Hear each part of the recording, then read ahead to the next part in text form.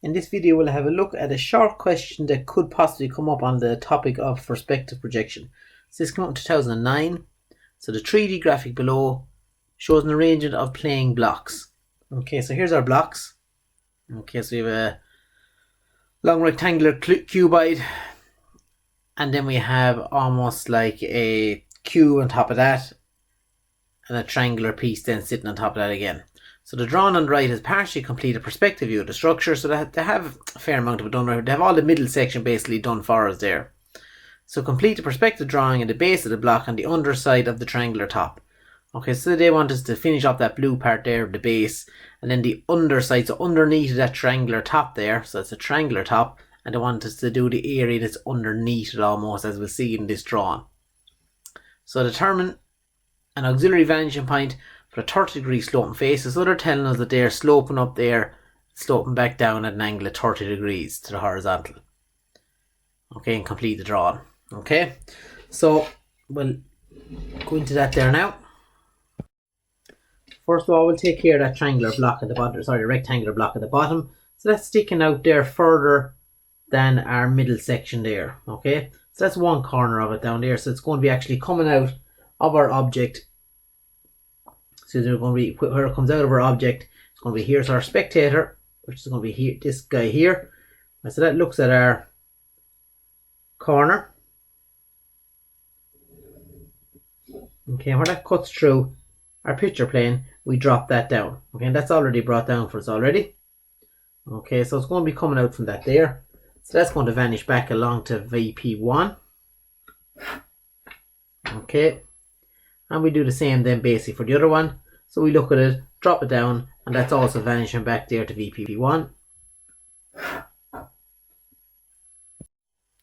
Now for the height of that there, it's already given us our ground line. Okay, so we can just take it that that's going to be the height then of our block. Okay, so that there, that's the height of the base. It's already sitting on the ground. Okay, so slope that back along.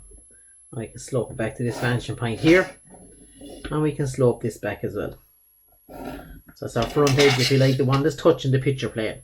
Okay, that edge there, so that's our true length line in this drawing here. Okay, so we slope it back either side, and that gives our outline then of our rectangular block there at the bottom.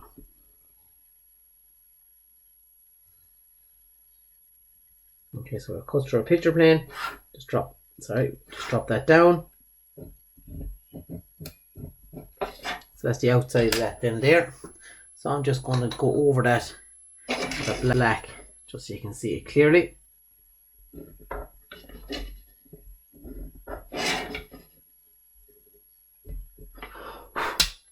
The colouring pencils are a little bit soft.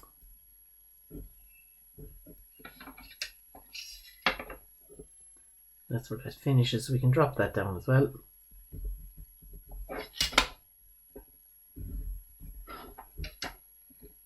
I'll extend this back as well.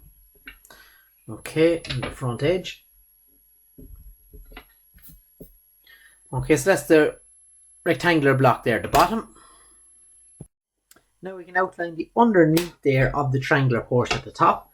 So obviously the spectator has to look at the point first. We'll cut through the picture plane, drop it down.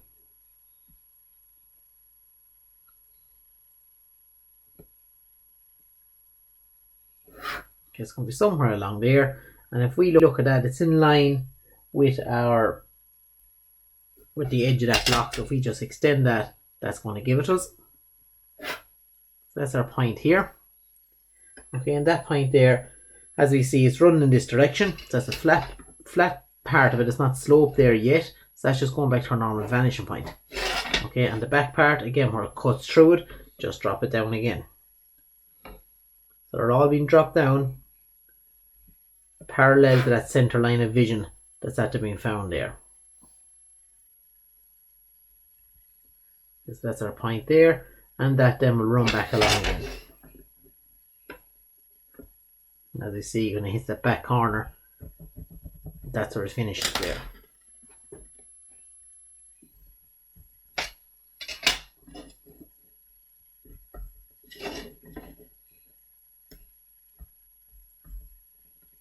Okay, so there's the underneath of that side. and we'll just get the little bit then at the other side as well. So again, the spectator looked at it here, it's going to look at it over this side as well. I'll cut through the picture plane, drop that down.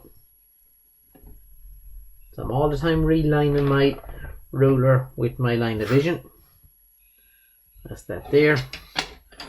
So it's going to slope back to VP1 until it disappears behind the block.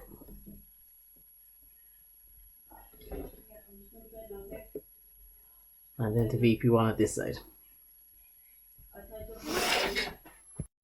Now to work out, so the next part there, it says determine the auxiliary vanishing points for the 30-degree sloping faces of the triangular block and complete the drawing. Okay, so for that I get my protractor. So I'm going to come off then at my angle of 30 degrees. So I want to measure basically 30 degrees off that vanishing point. So I'm going to just 10, 20, 30. So 30 degrees off that vanishing point. Just extend that then. Now after that then I want to make an angle of 90 degrees between my original vanishing line and until I meet that line I'm after extending there. Okay, so again get my protractor, drop it on, make sure it's correct in the right position and go at 90 degrees from that.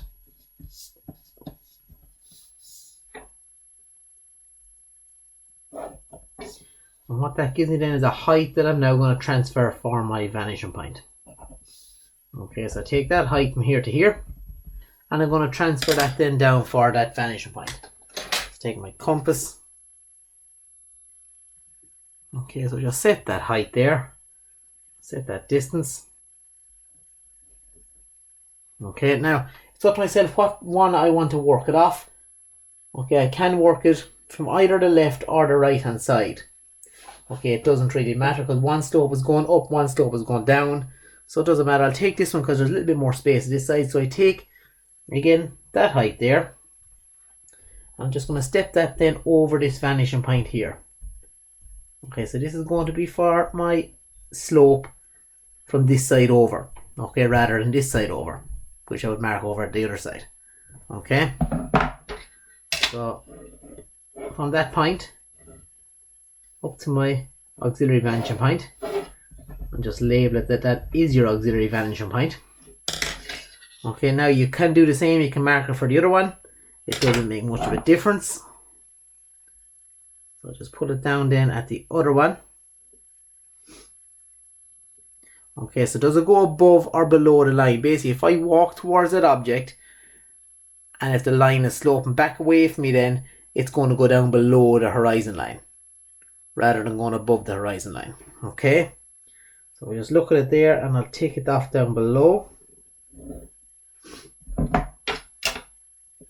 And I extend that down. So that's my point here.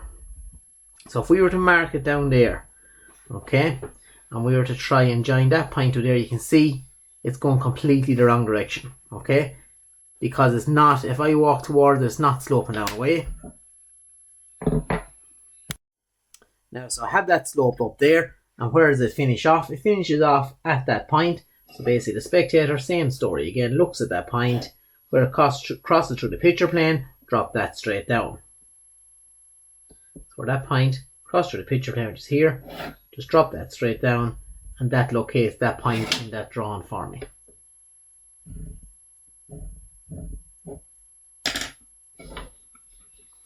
I'll just heavy that in as well.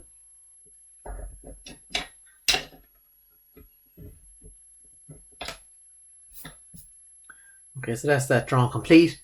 And again, it should be done more or less in under your 10-minute mark. Okay, I think you're allowed, it's answer 3, so you're allowed about 12 minutes. You should have it done in under 10 to be comfortable with it.